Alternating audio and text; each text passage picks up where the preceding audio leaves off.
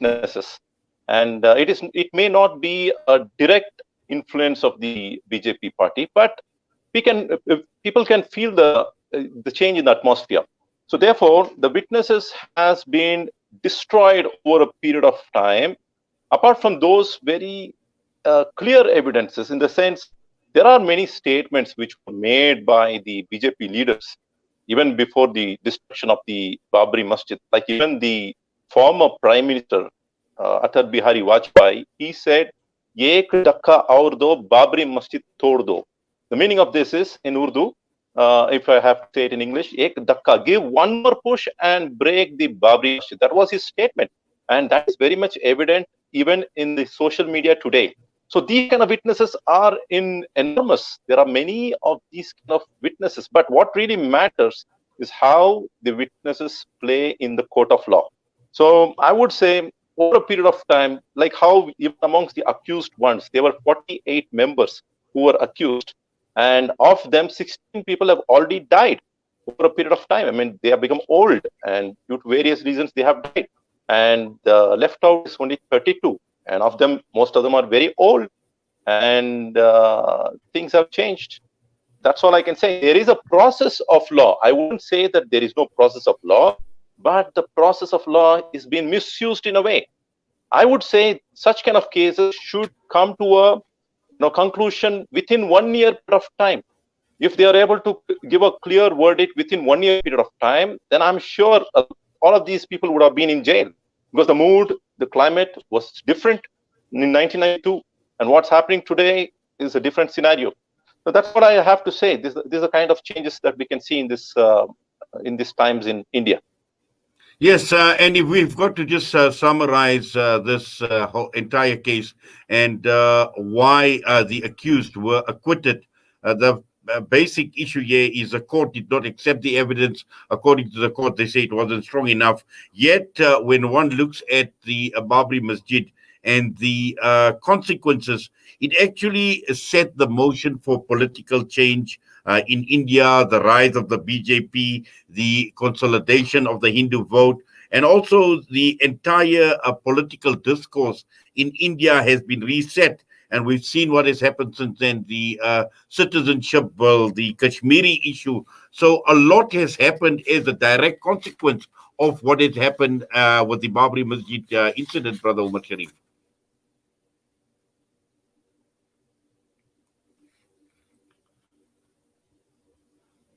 Brother Omar, can you hear me?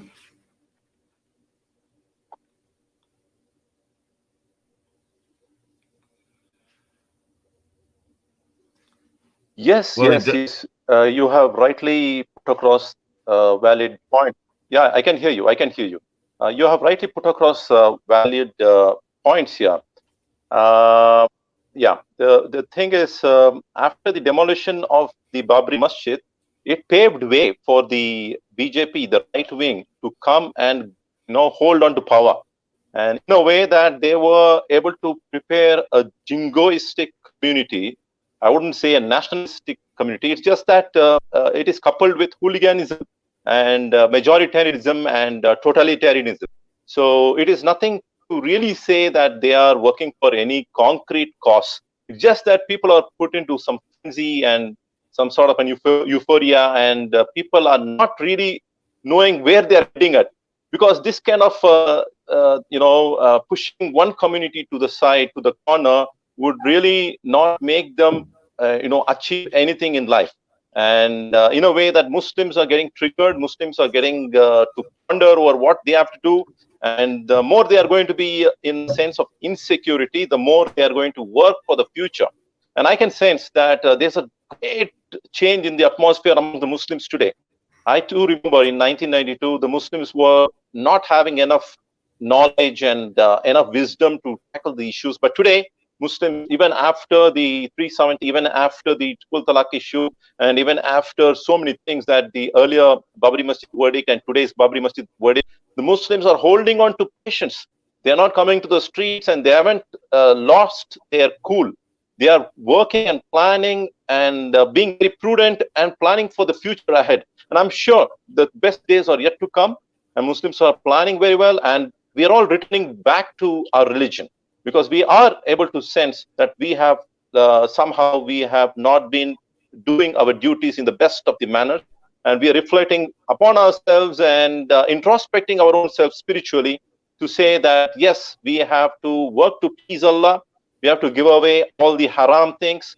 We have to get back to the halal way of life. Let's please Allah subhanahu wa ta'ala so that He removes this humiliation from the community. And this is by the prophecy of the Prophet sallallahu alaihi wasallam what we are going through at this point in time. And the better days are yet to unfold very soon, inshallah. Well, inshallah. But again, we live in a political landscape, Brother Omar Sharif. And when one looks at even before this judgment was handed down, last month we saw Narendra Modi inaugurating the construction of the temple, which was obviously a slap in the face for the Muslim community, considering that this party has risen to prominence at the back of this temple movement. And again, huge question marks with regards to this Hindutva ideology taking precedence over principles of justice and also international norms. Yes. There has been a sense of travesty in some way or the other of the process of law.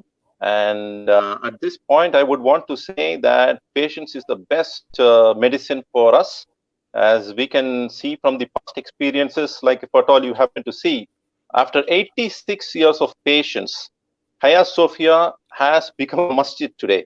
86 years. I don't want to get into the real politics behind it, but what I want to say, what was once upon a time a masjid was turned out to be a museum for a period of 86 years. But over a period of time, the political situation changed, the perception changed, and what people want and don't want changed.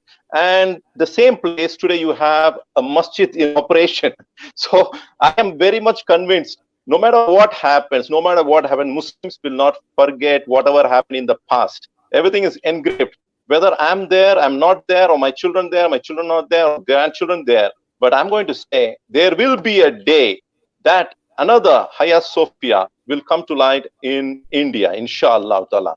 What I mean to say, Babri Mosque today, because of the political pressure, it might have gone into somebody's hands. But I'm telling you, when the political scenario change over a period of time in the future, again, that place will become a masjid, inshallah ta'ala. I have belief in Allah subhanahu wa ta'ala, and I have faith in the ummah that strives for the way to please Allah subhanahu wa ta'ala. That is going to happen, whether they like it or don't like it. But it's about patience, it's about striving, it's about doing the right thing for that period of time. That's what I can say for now.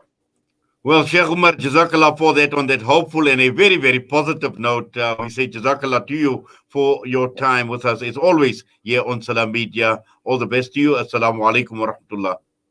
Thanks, Sheikh Wadee, for having me. Thank you very much. Jazakumullah khair. Hayakallah. That was Omar Sharif joining us out of India, comparative religious scholar, just an analysis on the verdict regarding the Babri Mosque case in India.